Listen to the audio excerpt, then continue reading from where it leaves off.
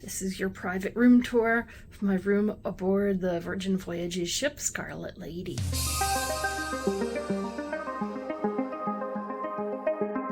Where do I start? Let's start at the beginning. Hey, it's me. So when you come into the room, there's a closet on this side. It doesn't have a door, it just has that curtain. You get some cubbies down there. What's weird is that the light switch and the do not disturb or the make room up buttons, those are in the closet. They're closeted. It's weird. There is also some drawers, a nice full-size safe, life jackets. The bathroom is kind of small. This toilet, my knee or the side of my leg touches the vanity when I sit on it. So that may look like enough room, but it's kind of not. Got a nice sink area there. And I love the shower wand and I love the rainfall shower. I dearly love to be able to have them both at the same time. So again, the floor space of the shower is not very big, but it gets the job done. And I'm a fluffy cruiser, so I don't feel like I have to go up to the spa to shower. These are the included shampoo, conditioner, and body wash. I feel like they water them down because when I first got on the ship, they felt a little thicker. And yesterday when I took a shower, they felt a little thinner. So just a heads up there. So let's come over to the bed area. So I'm sailing solo on this trip, so I have the bed situation set up for a twin size bed so that I have a sofa area, but this feature right here, it spins around and makes a king size bed. So the beds are kind of futon-y, but they do put a topper on. They give you an extra pillow, and it's okay.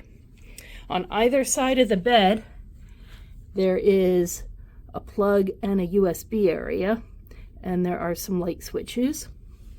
The room comes with two little hooks, although I always bring my own. There are lights above the bed area. They have mood lighting.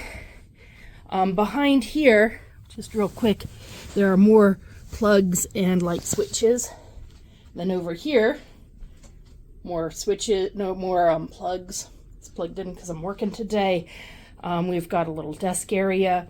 There is a magic tablet that controls the telly, the temperature controls, the lights, things like that. You can order room service on it.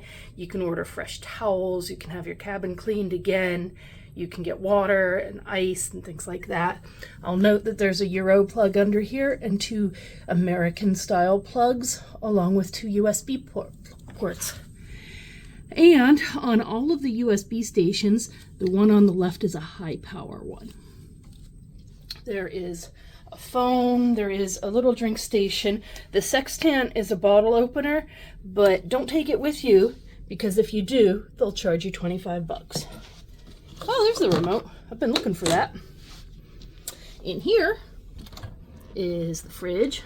A bottle of wine. They do stock water, either sparkling or still if you want it. I happen to put it in the fridge because I like it cold. There are two cubbies underneath. If you need cubby space, they have a trash can. There's the TV. They do not have a map channel. You get the bridge cam, but you don't get a map channel. This balcony, however, oh man, this balcony is great.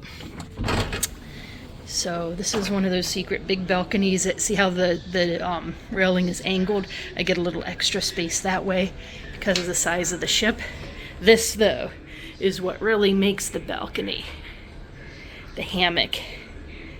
Yeah, the hammock. For a premium cruise line, you'd expect them to come twice a day. Well, maybe once in the morning and once in the evening for like a turn down service. But no, they only say that the stateroom attendant only comes once a day, which is weird. But some of the lower end cruise lines are going that way. I don't agree with it. It's a cost cutting measure, but that's how it is on the ship. So that's disappointing. Also, when I got the room service yesterday, they brought paper cups for my coffee. I'm an adult. I don't need paper cups. I'm not going to break it. However, I did break the carafe of water the first night because I just bumped it ever so slightly and a big chunk fell out. So it's very thin glass. Thanks for watching. I hope that you're having a good weekend, and I'll see you real soon.